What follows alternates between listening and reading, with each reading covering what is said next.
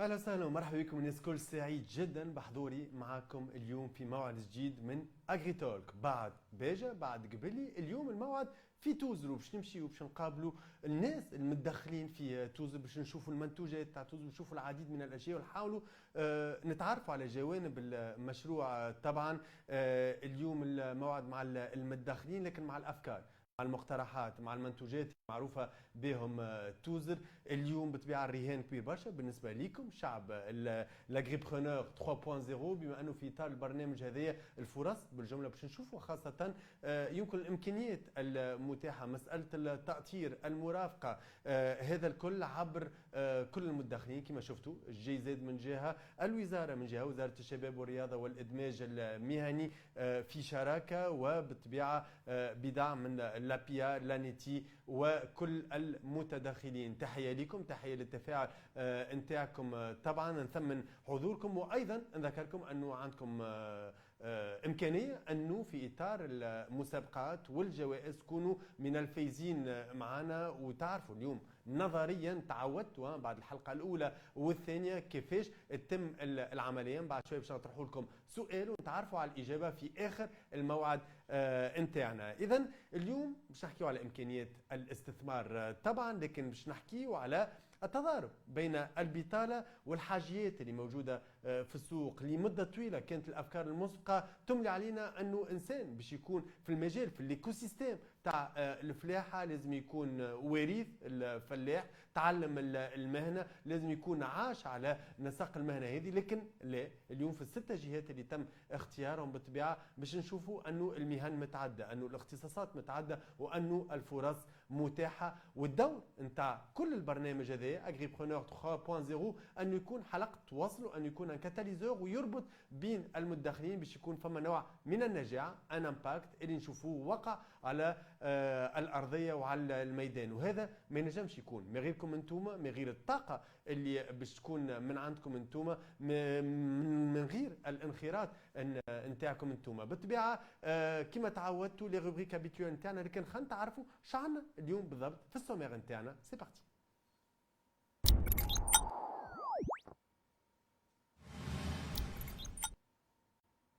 إذا اليوم في السومير باش نستقبلوا من بعد شويه كاترين جيرارد، شيف كومبوزونت اغريبرونور 3.0، باش تعطينا كل تفاصيل المشروع الرزنامه. بالطبيعه شنو اللي استنى فينا، ليشيونسي، الكالندريي، باش نشوفوا المحطات المقبله، الارقام ايضا، شكون معني شكون مش معني، المقاييس، المعايير تاع الاختيار. باش يكون معنا ايضا فارس الهرميسي اللي تعودتوا عليه، الخبير الفلاحي، يعطينا التقنيات، يعطينا الاسرار فيما يخص هذه المهن اللي تنجم تكون حامله يمكن لامكانيات بالجمله. لكن اليوم زاد باش نشوفوا قصص نجاح. اليوم باش نمشيو لتوزر، باش نمشيو للدقاش بالتدقيق، وباش نمشيو في رحله الكاميرا نتاعنا والفريق كان في لقاء مع حمادي بن عبد العزيز خالدي، وباش نكتشفوا الحكايه نتاعو والروايه نتاعو وشنو المسار اللي تبعه بالطبيعه. ايضا باش يكون لقاء مع يحيى حسين، اذا ممثل عن اذا فضاء المبادره بتوزر، وبالتحديد مدير هذا الفضاء، وشنو الدور اللي يلعبوا هذا الفضاء، لانه فما جانب بيداغوجي باش نتعرفوا على القيمه المضافه لكل متدخل، وهذه مساله مهمه جدا. منيا بن رمضان ايضا بالنسبه للابيا باش تكون موجوده معنا اليوم. هذه ابرز النقاط اللي باش تتكلم برنامجنا اليوم. لكن مباشره الان نمشي ونكتشفوا بلادنا مع بعضنا. اعرف بلادك.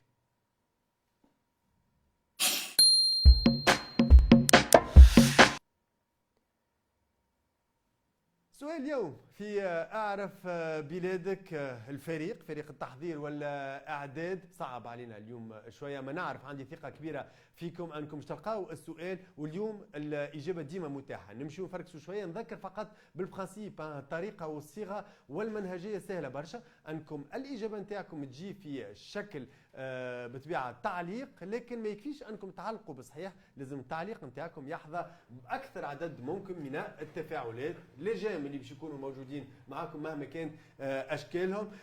السؤال اليوم: ما هي الطاقه الجيوحراريه؟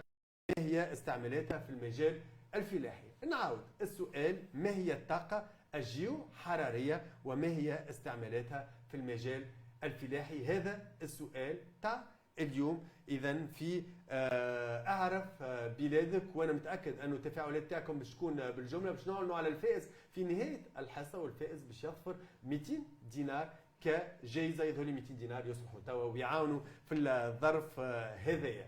الان مباشره نمروا لوين وصلنا، شقوم بالتشخيص نتاعنا. سي بارتي.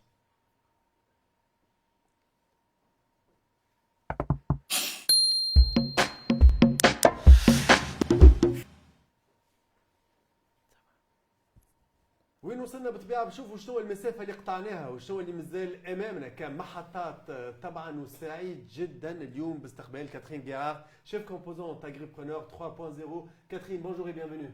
Bonjour. Je suis ravi et honoré de vous avoir parmi nous aujourd'hui pour ce rendez-vous particulier qui nous emmène du côté du sud tunisien, du côté de Tozeur. Tout d'abord, un état des lieux par rapport à tout ce qui a été accompli dans le programme Agripreneur 3.0.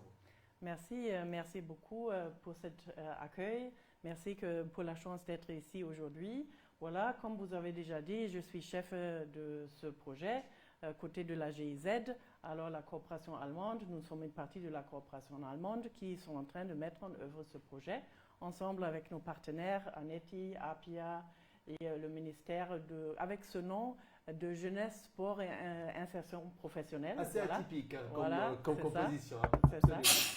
Voilà, et la question était que nous avons mis en place ce programme Agripreneur 3.0.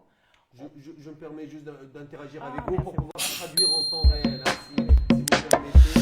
نحاول نترجم بالطبيعه بطريقه تلقائيه في نفس الوقت. اذا تاكد كاترين غيرارد ان هي اللي تتراس البرنامج هذا اغريبرونور 3.0 بالتعاون بالطبيعه كما قلنا مع الوزاره. اذا وزاره الشباب والرياضه والادماج المهني. التركيبه قلنا ان تركيبه غير معتاده على مستوى الوزاري، وايضا بمسانده والمشاركه تاع لانيتي ولابيا. وتوا باش نستهلوا يمكن مرحله تفسيريه شنو اللي صار على مستوى البرنامج الى حد الان. Allez-y Catherine, donc qu'est-ce qui a été fait jusqu'à aujourd'hui? Voilà, on a commencé notre processus en janvier et on a commencé avec notre campagne d'attractivité et la possibilité pour les gens qui s'intéressent pour l'entrepreneuriat agricole à s'inscrire dans notre processus Agripreneur 3.0. Voilà, et ce AgriTalk aussi aujourd'hui, c'est une partie de notre campagne d'attractivité et aussi voilà, une chance pour les jeunes qui se sont inscrits de comprendre encore plus de ce que nous voulons faire par la suite. Voilà, alors c'est cette campagne de janvier, février jusqu'à maintenant que nous avons mis en place pour le moment. Le 14 février, on a fermé l'inscription pour Agripreneur et on a atteint les chiffres, les jeunes se sont inscrits. Voilà, on a dit voilà, c'est le moment pour arrêter l'inscription pour notre Agripreneur. Et on a atteint quel chiffre d'inscrits? C'était quand même, voilà, on était vraiment très joyeuse de trouver que si beaucoup de jeunes se sont intéressés pour l'entrepreneuriat agricole, on a plus que 4000 inscrits pour le moment, on a plus que 4000 inscrits. اذا باش نترجم بسرعه وبايجاز، اذا تقول لك انه انطلق البرنامج مع شهر جانفي اغريبرونور 3.0، وبالطبيعه الفرصه هذه تاع اغريتول كان هناك جانب بيداغوجي، جانب تفسيري اللي يمكن انه يسوق يمكن بعض المفاهيم فيما يخص البرنامج ويمس اكبر عدد ممكن من الداخلين. انه يوم 14 فبراير الفارط انتهت مرحله التسجيل، ومرحلة التسجيل اللي انتهت أيضا بالحقيقة فرحة وخاصة رضاء كبير برشا، لأنه العدد تاع الإقبال وتاع المقبلين على البرنامج هذايا تجاوز كل الانتظارات وتجاوز عدد 4000 متداخل أو مسجل. إذا أنا بدي نحب نشكركم ونحب نثمن يمكن الانخراط في العملية هذايا. Et la suite à présent. Voilà, la suite. Je vois que vous avez mis le processus ici sur le tableau. Alors, la suite sera des formations en idéation, concrétisation. Ça, c'est la suite. Peut-être certaines ont déjà, on les a déjà contactés parce qu'on est en train de commencer à contacter les jeunes, surtout les jeunes qui ont indiqué qu'ils n'ont pas une idée de projet, pour les inviter pour ces séances d'idéation, concrétisation. Voilà, bientôt et maintenant, mars, avril, on va commencer avec ces séances idéation, concrétisation. Voilà, ça c'est la prochaine المرحلة étape pour les jeunes qui se sont inscrits. فوالا دونك المرحلة المقبلة هي مرحلة تكوين ومرحلة مرافقة وتأثير فيما يخص يمكن بناء الفكرة وترجمة الفكرة أو تجسيدها. هذا يمكن مصطلحات اللي متعودين عليهم في عالم الشركات الناشئة الستارت اب عادة نلقاوها اليوم على مستوى هذه المشاريع في ترم اغري برونور 3.0. اذا نذكر حتى اللي ما عندهمش فكره تكون مساعده تاثير انه يتم اقتراح فكره والترجمه نتاعها. دونك aujourd'hui on peut être là présent intégrer ce programme avec ou sans idée au préalable. Tout à fait, voilà, les jeunes, bon, maintenant c'est déjà clôturé, Voilà. voilà, on parle Non, des mais quatre, parmi les inscrits, voilà. parmi les inscrits, il y a des jeunes qui ont des idées, il y a des jeunes qui ont dit qu'ils n'ont pas encore une idée, et surtout on cible maintenant pour le moment, pour ces formations, les jeunes qui ont dit qu'ils n'ont pas encore une idée. Parce que les jeunes qui ont une idée, voilà, ils peuvent déjà aller dans la prochaine étape qui va venir avril-mai. L'étape de candidature, et ce n'est pas nécessaire pour eux de faire ces formations. Alors on cible d'abord les jeunes qui ont dit qu'ils ont besoin de encore améliorer leur idée ou trouver une idée. اذا باش يكون بطبيعه ينجم مرحب بالنسبه لل 4000 اللي موجودين على القائمه اللي هي النهائيه اللي تم ضبطها منذ 14 فيفري. مرحب بالناس اللي عندهم فكره واللي ما عندهمش فكره، لكن المرحله الاولى هذه تاع المرافقه ليدياسيون بالنسبه للناس اللي مازالت ما عندهمش افكار ومازالت الصوره ماهيش واضحه ياسر في ذهنهم.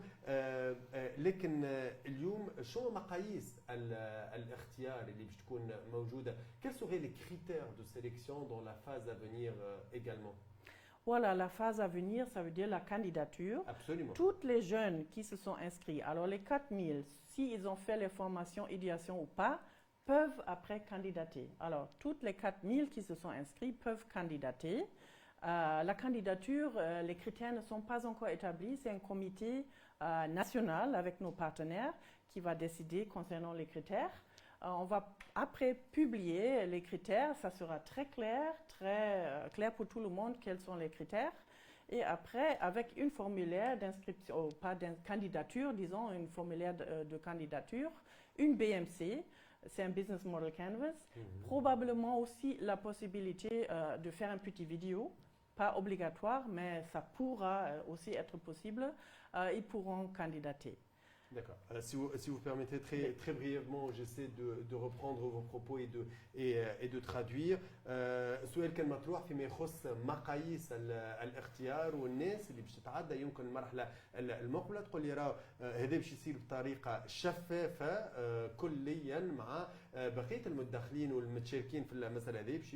باش تكون فما هيئه وطنيه والمقاييس باش تتقدم للعموم طبعا، وباش يتم اعتماد بي ام سي نوع من الصيغه وتقديم الموديل تاع البزنس بالنسبه لكل متاهل، ويمكن الاعتماد حتى على فيديو اللي هو يكون تفسيري بالنسبه للمشاريع هذه. دونك quelle serait la proportion, les chiffres, le pourcentage de ceux qui pourraient justement aspirer au palier supérieur?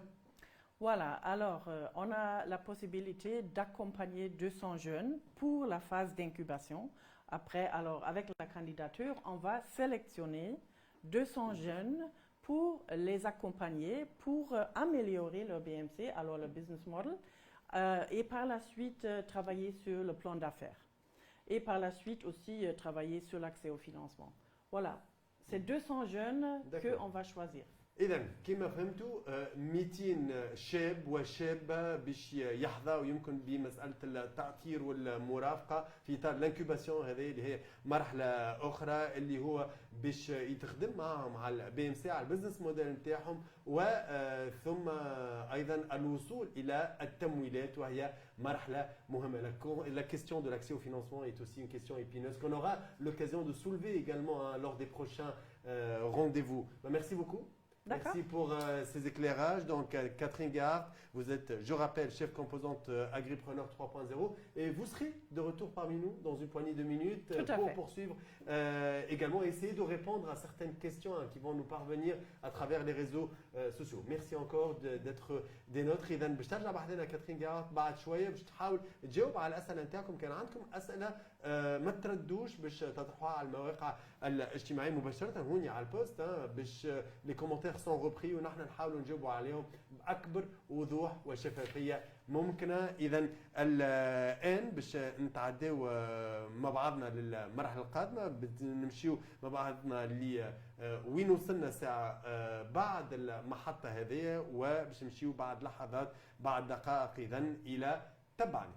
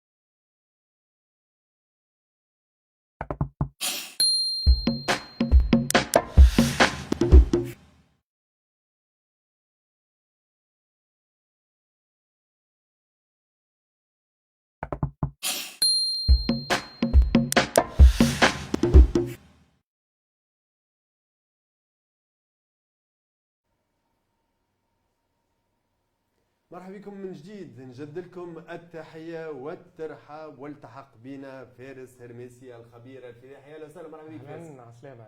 سعيد جدا بحضوري بحذاك. عايشك. اليوم تعطينا كل اسرار المهنه. ساعه هل ممكن انه انا نجم نولي فلاح ولا ننخرط على الاقل في عالم الفلاحه الايكو سيستيم هذا ولا؟ اي بيان سور. معناتها تو الفلاحه ما عادش مختصره كما قلت انت في الاول العباد اللي هو معناتها وراثه جوست ياخذ التيران نتاعو ويكمل في اللي قاعد يعمل فيه بوه. نو فما تو توسكي نوفيل تكنولوجي. تو حتى البروفيل نتاع الفلاح في العوام الاخرى تبدل. تلقى طبيب، تلقى دي انجينيور، تلقى ان جون ديبلومي في الانفورماتيك. يلفو ابليكي معناتها لي كومبيتونس اللي عنده اون فافور الفلاحه. دونك فما البروفيل فما ان شونجمون كبير برشا قاعد يصير في البروفيل. ولو كان نذكروا كان نحاولوا نقراوا التاريخ شويه فقط لانه البلدان منعت بالفلاحه. ناخذ على سبيل المثال كوت ديفوار بعد الحرب الاهليه 600 الف موطن شغل تخلقوا في قطاع الفلاحه برك. معنا باش نفهموا انه الاضافه تاع الفلاحه وخاصه لو كان فماش فلاحه بصفه عامه بكل المهن اللي حولها يظهر لي ما فماش شكون يوكل الشعب. وحتى الرهانات جيوستراتيجيه اللي دخلت فيها اليوم نشوفوا شنو صاير على القاره الافريقيه وغيره. دونك سي ان انجو كبير برشا. واليوم سي ان بوتونسيال كي يقول انجو سي كو فما عرض وطلب وفما طلب كبير برشا. دونك فما فرص عمل كبيره برشا زاده فيما يخص المهن هذه الكل. كان تسمح تو باش نمشيو على رونكونتر تاع انسان يعمل كيف. باش نمشيو لتوزر باش نكتشفوا حمادي بن عبد العزيز خالد. باش نمشيو لدقاش بالتحديد ونشوفوا قصه نجاح ومن بعد نرجعوا للتعليق عليها ونحب ناخذ رايك في المساله. نمشيو مع بعضنا لدقاش.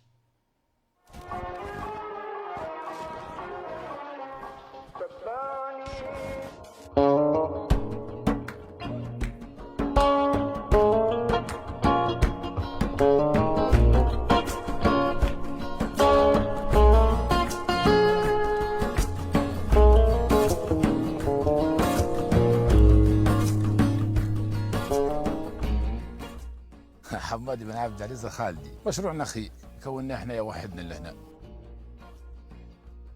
لا احنا اول من بدينا نغسل النخل مش فلاح على جدودنا وعلى بيات تعليم النخل ضامنين عايشين احنا. ما هو واحد ثار لقى فيه الشيء ذا. هاي كي ثار وش عايز يتعلم؟ كل واحد وش يتعلم. واحد ثار نقول احنا في حاجه اخرى. احنا ثرنا في النخل. كي ثرنا نلقوا نخل قدامنا، نلقوا بيت تخدم في النخل وجدودنا تخدم في النخل واهلنا ومالنا في النخل. مش عانجو احنا ما نعانجو حنجو كيفه. عنا نتعلموا حتى كي عاشوه بعينيك برك عاد تتعلم.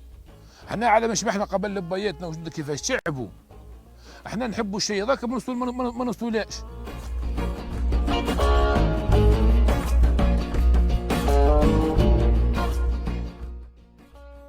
المرحله الجايه هنا قاعدين نكبر في مشروع اخر نتاع نخل.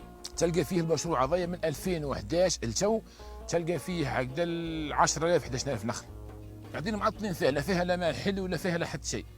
نولوا احنا نشوفوا بلاصه نقولوا تبعد 3 4 كيلومتر نحفروها باش نطلعوا فيها الماء الحلو. وكي عاد تحفر بسطحي انت مش عايجيك حلو، عايجيك مالح. ما نقدوش وحدنا، كان في شراكه مجموعه تاع فلاحين بالسبعه وثمانيه وعشره من الناس باش نخشوا في بير. عايز يكلف له 50 60 مليون، هو بير سطحي بير عادي، راه كون جا تاع الدوله راه يتكلف بمليارات.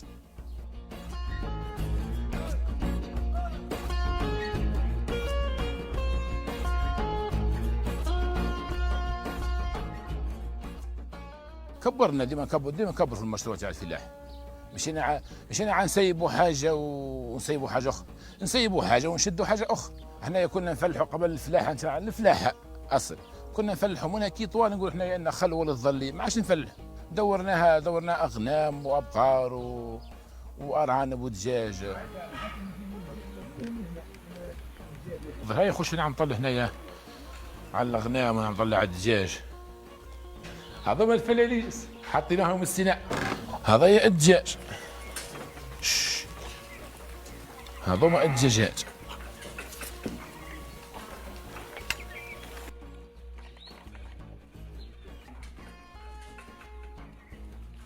هذوما الكل كيكه كونتهم انا من دجاجه واحده. خذيت وقت العامين الدجاجه من عند تفل براهمي فهمتني، ونبقى ساعات نعس عليها كي تبيض، نهز عظامها هنا ندسها وحدها ولما تبيض نشوف البلاصه نتاعها كي نشوفها باضت نهز العظمه نتاعها ندسها. واش بعد كيفاش جو هذا جو فيهم دجاجات شركي البراهمي وتبدل معناها شتله بشوي تتبدل. هذا النوع هذاك الجيون يقولوا له، النوع هذا نوع الجيون. هذا بحول الله نعمل منه مشروع وهنا قاعدين نتبعوا ونشوف.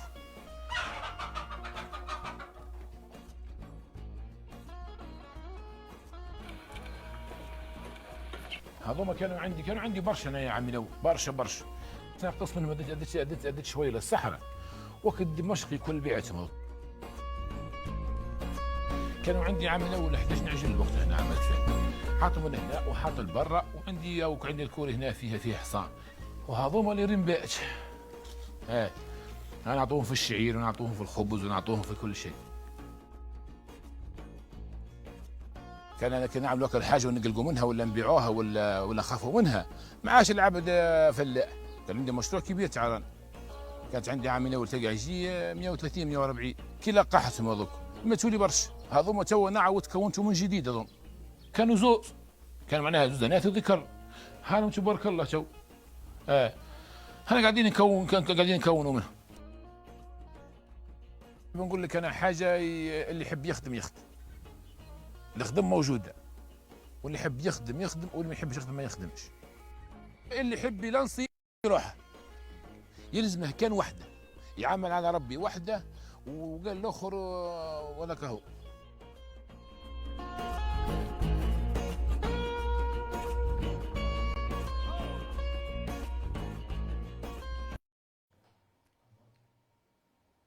حمادي بن عبد العزيز، خالدي مدقش، ولاية توزر. تعليق صغير على اللي كنا نشوفوا فيه اليوم، انه انسان ياخذ مصيره يغيره يخدم ونشوفوا النتائج اللي تبع. اكزاكتومون. دونك هنا نحكيو على ان بروجي انتيغري، معناتها لما دخل ديفير دومين مع بعضهم. ابسوليومون. دونك نلقاو عنده الوزيس اللي ورثها، دونك حاول هو يزيد الاضافه نتاعو ويثمنها. اكزاكتومون، يستغل كل الموارد المتاحه قدامه. دونك مشى هو في تربيه نتاع الارانب.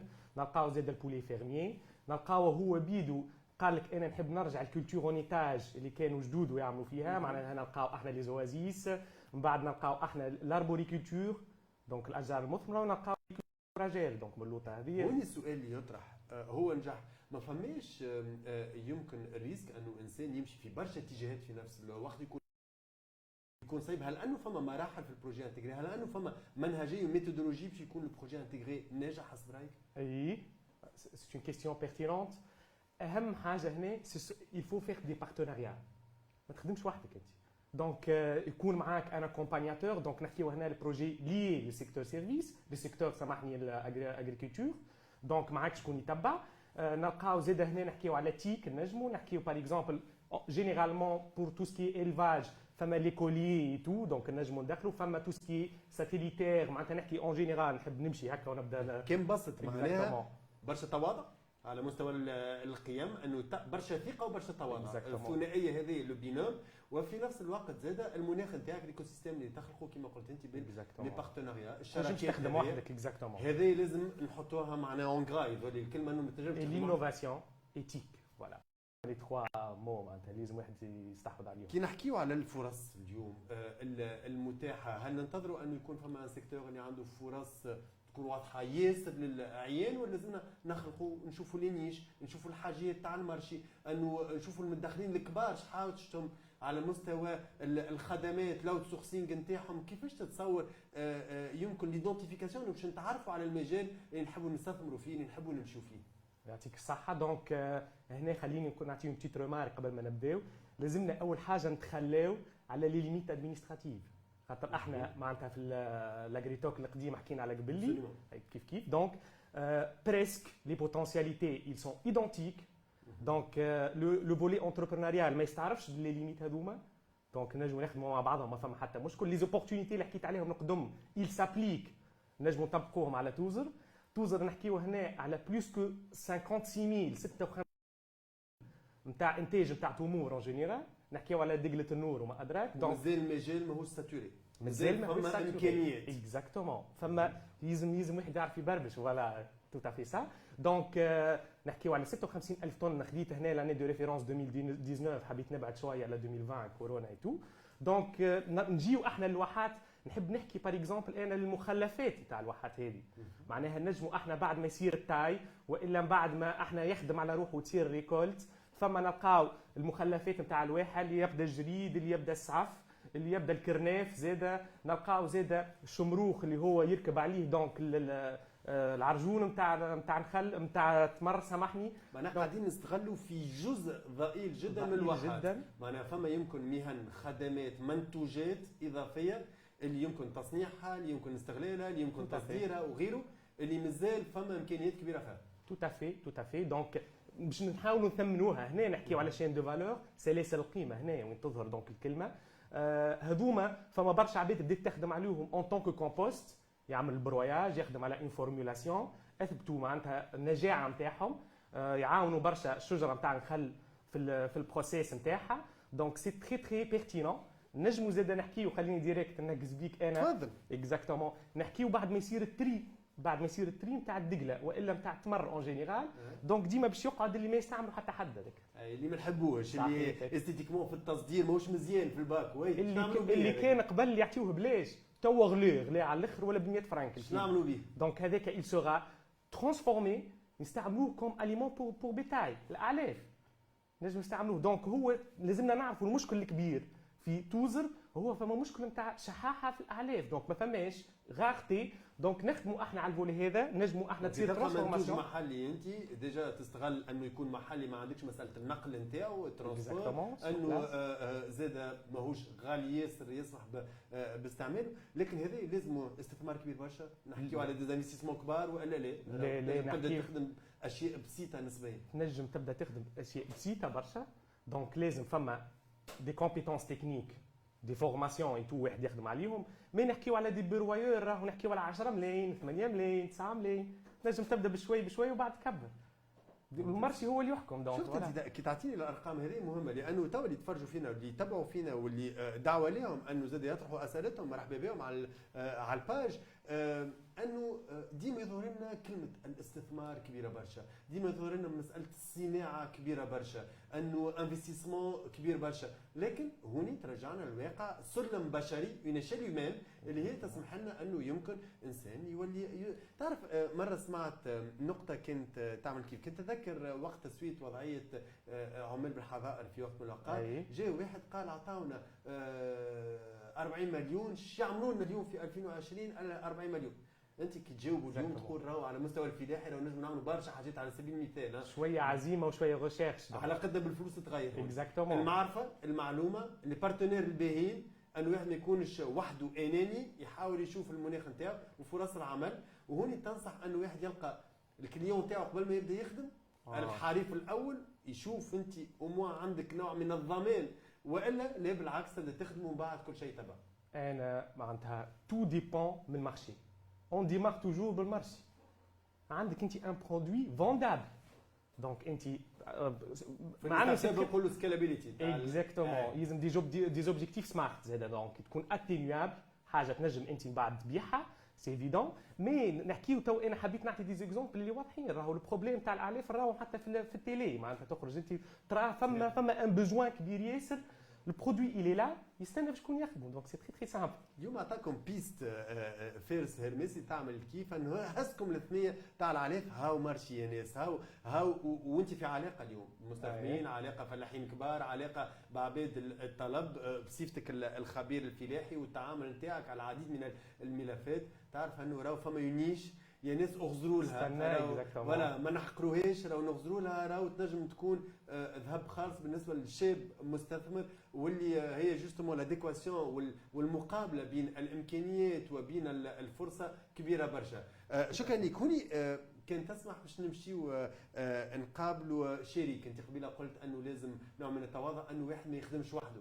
نفس الشيء على مستوى المشروع اغريبرونور 3.0 ما نخدموش وحدنا جي زاد ولا الوزاره ولا لانيتي ولا لابيا ولا غيره حتى حد ما يخدم وحده حتى حد ما ينجم ينجح وحده. هذاك علاش اليوم باش نكتشفوا مع بعضنا يحيى حسين مدير فضاء المبادره بتوزر ونشوفوا شنو الخدمات والقيمه المضافه اللي قدمها هذا النوع من الفضاءات في هذا الاطار. نتفرجوا مع بعض.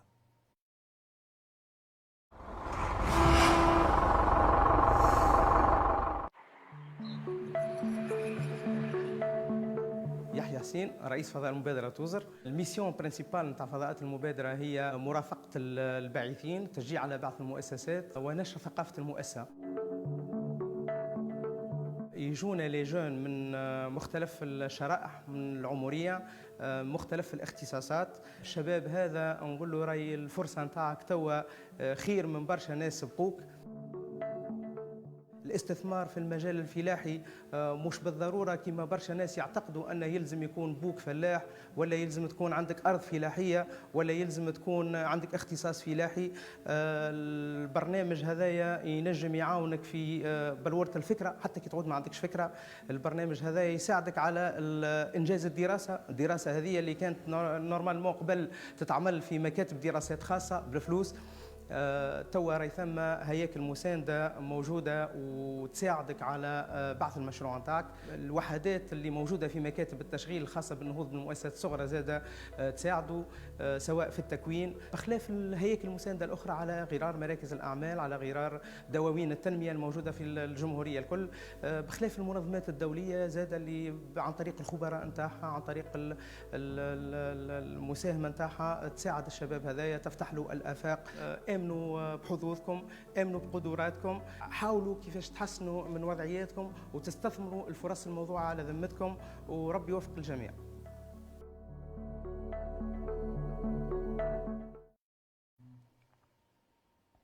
تحية كبيرة للانيتي اللي تخدم في خدمة ممتازة الحقيقة ونحيي الساهرين على لانيتي على المستوى المركزي وأيضا الموجودين في الجهات كما شفنا الآن سي يحيى حسين.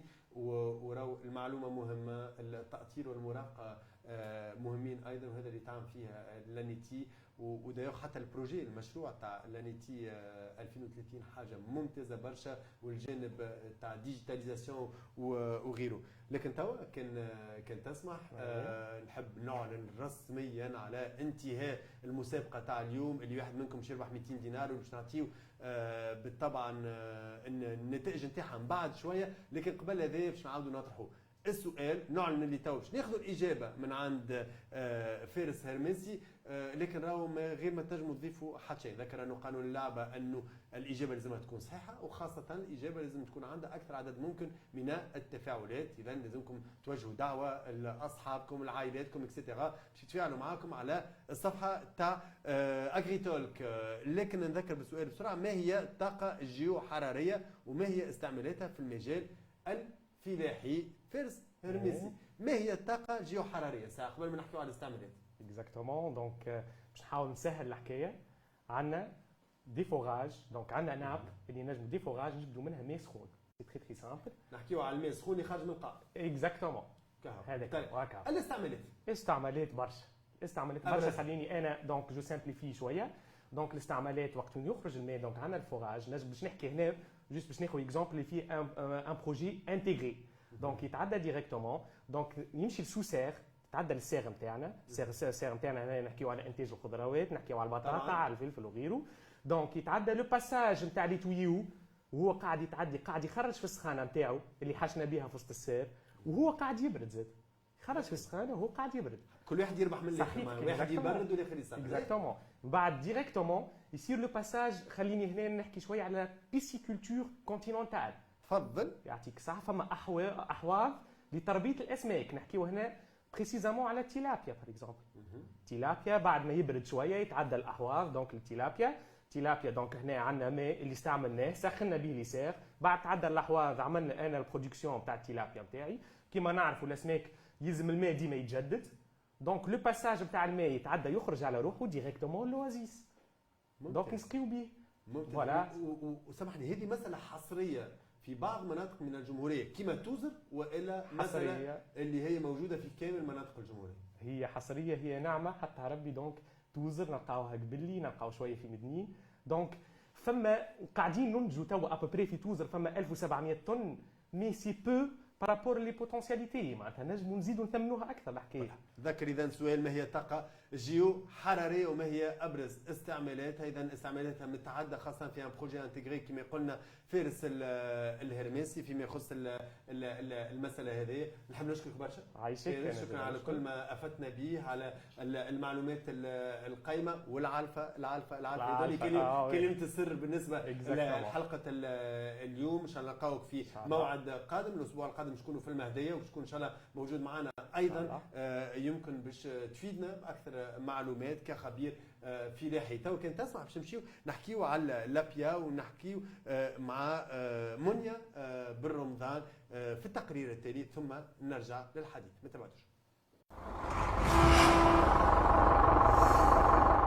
احنا لاجريبرونور في لابيا عشناه من رحله الكرفان بالحملات التحسيسيه حتى لاخر مرحله نتاع السيليكسيون والاكومبانيمون دي جون بروموتور. البروسيسوس هذايا احنا في تقييمنا كان بروسيسوس مهم برشا، واللي جلب ياسر الشباب وساعدهم وعجبهم ووصل نتائج اللي الشباب اللي بدا من الاول مش كيما اللي يكمل في الاخر، كان من ناحيه التكوين والثقه في النفس وطريقه اعداد مخطط الاعمال. على ذلك احنا اعتمدناه في محاضن المؤسسات الفلاحيه كسيستيم ولا بروسيس بور اكومباني لي جون ديبلومي دو لونسينيمون سوبيريور اللي معنا في لي بيبينيير. لي بيبينيير هذوما احنا عندنا 7 محاضن في متوزعين على كامل تراب الجمهوريه في المعاهد التعليم العالي الفلاحي، يضموا 17 اختصاص او اكثر من الفلاحه. يرافقوا الباعثين الشبان اللي يحبوا يتكونوا معناتها وينتصبوا للحساب الخاص في الفلاحه او في الخدمات ولا في التحويل الاولي. لاجريبرونور حطنا في تجربه جديده بالنسبه لنا احنا، ممكن هي مش جديده برشا، جديده قديمه جديده، تعزز اللي هي تعزز علاقتنا احنا مع وكاله التشغيل والعمل المستقل. احنا هنا ماناش باش نكونوا كفلاحه وحدنا في المرافقه نتاع الباعثين، باش نكونوا مع وكاله التشغيل والعمل المستقل لانيتي، باش هكاك نكونوا خير ونكونوا انجع ونحطوا معناها الامكانيات اللي عندنا مع الامكانيات اللي عند لانيتي، ويكون هكا المرافقه خير، ونكونوا حتى في المستقبل في علاقاتنا خير، لانه واحد وحده ينجم ينجح، اما مع بعضنا نجموا نعملوا خير باقل الامكانيات.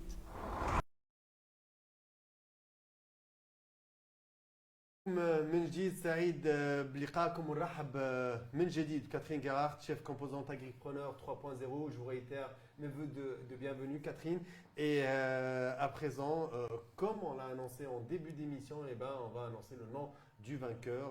Je rappelle la question très brièvement. نذكر بالسؤال ونعلن على اسم الفائز بالنسبة للمسابقة تاع اليوم في هذا الموعد الثالث من أغريتولك. نذكر بعد باجة قبلي اليوم في توزرو سؤال كان ما هي الطاقة الجيوحرارية وما هي استعمالاتها في المجال الفلاحي. الإجابة جاتنا طبعا من عند فارس هرميسيا الخبير الفلاحي، لكن اليوم نحب نحيي ونهني عمر السعدي اللي فاز معنا. عمر السعدي هو الفائز 200 دينار.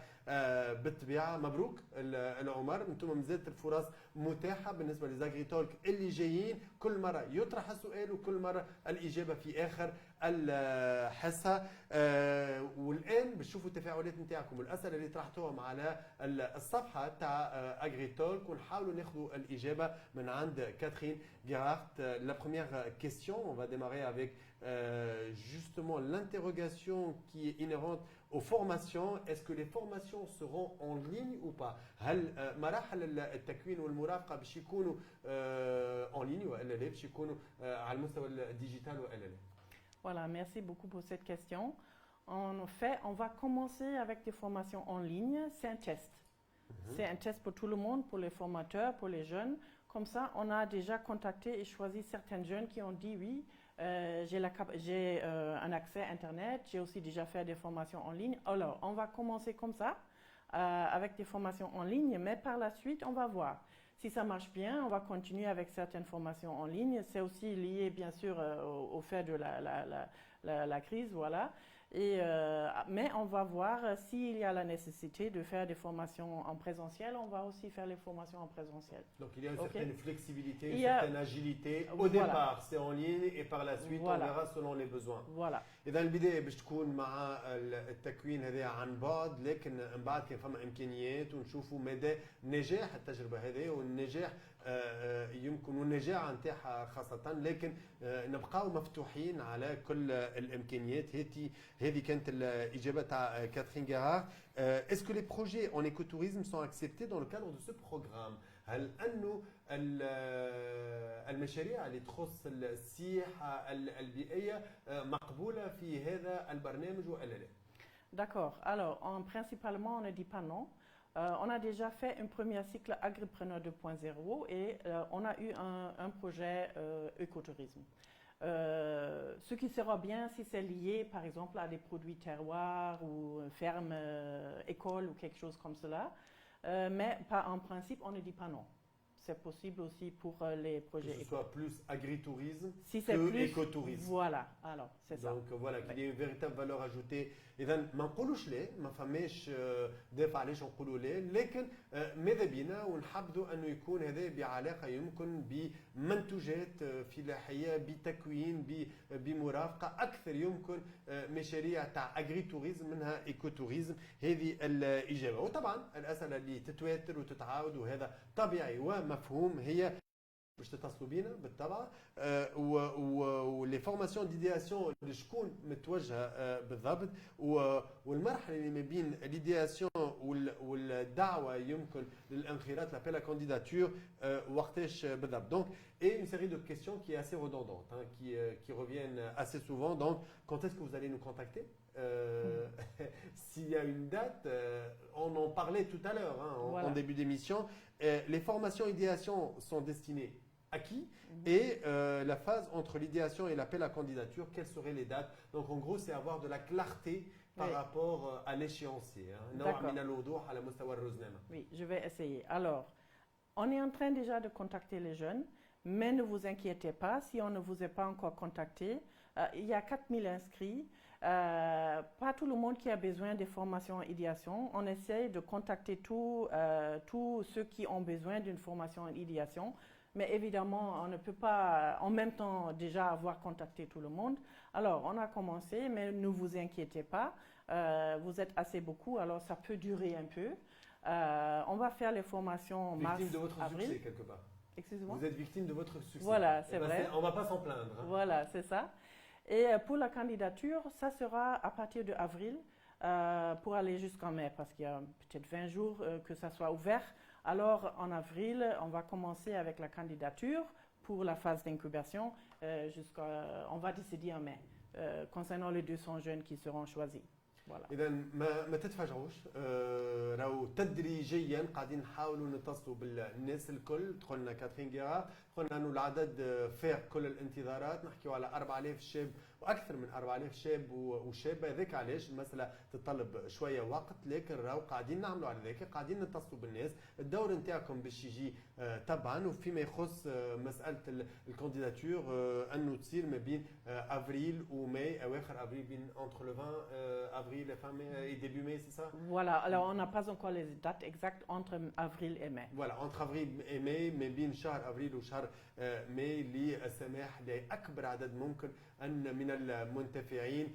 مجهودات كبيره قاعده تبذل باش يكون نجاح باهر، وقاعدين انتم تساهموا فيه بقسط كبير برشا، ونحبوا نثمنوا الخيرات نتاعكم طبعا والتفاعل نتاعكم. المحطه هذه تاع اجري تولك هي محطه مهمه، لانه هاكم تشوفوا كل حصه بعد باجه قبل لي اليوم توزر الاسبوع القادم هذه فما افكار، فما مقترحات. فارس هرمسي شو اللي اقترح اليوم مثلا في مجال العلفه وغيره، فما امكانيات، فما فرص يمكن هذا يساهم حتى قبل ما تمشيو لمرحله ليدياسيون او بناء الفكره بمساعده المشرفين على البرنامج. ينجم يكون هذه مرحله مهمه بيداغوجيه، خاصه باش واحد يلقى روحه في المحيط المناسب فيما يخص افكار او فرص الاستثمار في المجال الفلاحي. Merci beaucoup Catherine, c'était un plaisir de vous avoir parmi nous aujourd'hui. Merci. On était à Tozeur, la semaine prochaine on va aller ensemble à Mahdeya et justement on ira à la rencontre des gens qui ont réussi à Mahdeya, qui sont de véritables locomotives. ناس اللي نجحت في المهدية باش نمشيو لقائهم